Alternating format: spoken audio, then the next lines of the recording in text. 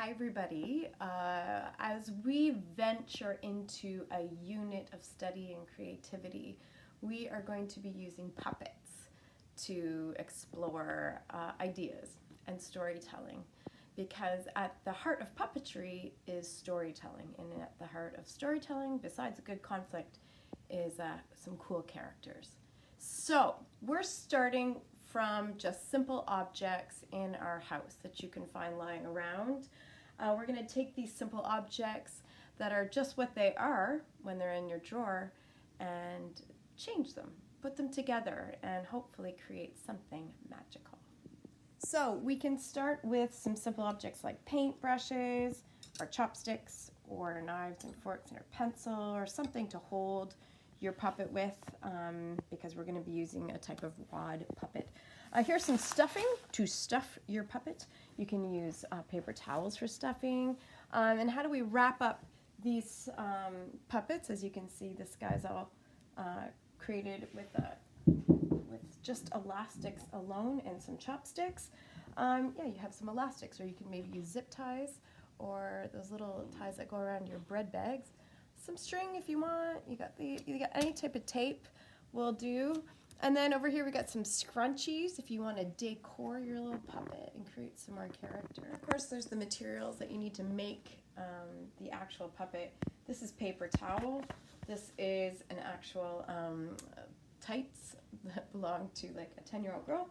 This is an old dish rag. And then we have pillowcases, which you could use any size you'd like. So this guy's my favorite because he's super simple and he has so much character. His little face, you'll see like his eyes, his nose sticking out. And this is all made from a dishcloth, some elastics, and a screwdriver, which I'm holding on to underneath of him. So I'm going to really quickly show you how to create something like him, depending on the size of your tea towel. Obviously it will be different. I'm just taking anything, plastic, paper towel, piece of material, and I'm stuffing it in there, and I'm going to, so I'm not going the whole length or width of the dish towel, but I'm going to stick an elastic. And again, I'm not making him pretty, so I'm making him really crude. Then you can create, maybe his face is better over here. Yeah. You can see like over here it gets a little bit busy, so sometimes the variables of how you make it create opportunities for creativity. I like that. He's good there. And then I've got too long of an arm on this side, but oh well, we'll just work with that. I'm just going to create a piece. I'm going to isolate that piece as an arm. Let's isolate the other side. Just grabbing a piece of material, kind of separating it from the rest. Can you see? Maybe I'll put another one in just so they have the same type of end. Well, you get the idea.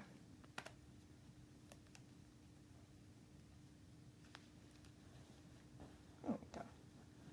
Oh, and I forgot to put in my whatever it is you're going to put in there. And actually, I probably would have taped it somehow in there. But you might also just be able to stick it there and have it nice. Okay? I'd have to I'd work with this a bit more and probably put an elastic here to create something there. Define his face a bit more. He seems a bit more, or a bit younger than the other guy. And then I'm just going to take whatever I want, or whatever I can make work, maybe stick it behind here and tape it on there so that I can manipulate the arm, or something longer would be even better, like something like this, right? Where the puppeteer can be further away from the puppet. Okay, so happy making. I've got a couple more to show you. So this puppet is made from a pair of tights. So this is just, we decided to decorate him with like a little vest, but you'll see how I'm controlling him. Again, very crude. Just putting an elastic at the top, sticking it through. I put an elastic, or put this through his little vest at the back, and then ended up holding him there. So I'm going to take this off now. So we're just going to take off the rest of this guy, which we just wrapped around this little body. When you just take a closer look at this, this is taped together. We've got this taped on there. These are just little zip ties, or little twist ties. Thank you. Some twist ties that we used. The thing on the back. So you'll see that this is really just a pair of tights that we taped together there, and then created shapes. Stuffed the tights with some foam or whatever you can find, and made that guy happen. So this little girl, how do we make her? It is so simple. She's made out of 3 different products or objects. We took a paper towel, we stuck that paper towel that was all balled up inside the other 2, and then we made her little head. And you know what I used? Because I was going fast, was a little piece of tape, and I just taped her head together, just like that. Okay, and then we saw, okay, well, where do the rest of the lines fall on her? Okay, and we got this little angel head. Maybe, like, I'm going to do a little cut right here and a little cut right here, and then I'm just going to tape underneath to create some definition for her little arms.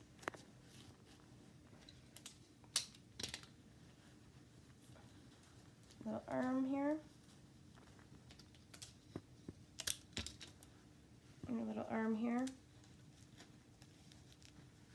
So now you can see, I mean, these are very crude, which means rough.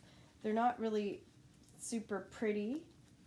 The pretty or the interesting or the creative part of all of these puppets that we're going to be showing you today is in the manipulation of them, in bringing the puppet to life through movement, through expression, and through the breath of the puppet. Because it is truly the breath of the puppet that brings the puppet to life. So how do we manipulate this little girl? We're going to literally, just with some tape, stick some tape on the back on there and tape it on as much as you need to, put it on the other side, and suddenly, quickly, you have this lovely little puppet. Now these 2 puppets are a bit similar. They're both using pillowcases. If you look at this one, now that you've seen how the other ones are made, you can kind of figure this out, right? Just a little bit of string there, some elastic here. I don't even know what's in there. Oh, we ripped that guy. Doesn't matter. And then this paintbrush is taped on the back, right? And we stuck another paintbrush up the top, and so that he could be held. Again, if you had a much longer stick, and if you could keep that sturdy, then that's going to help you out.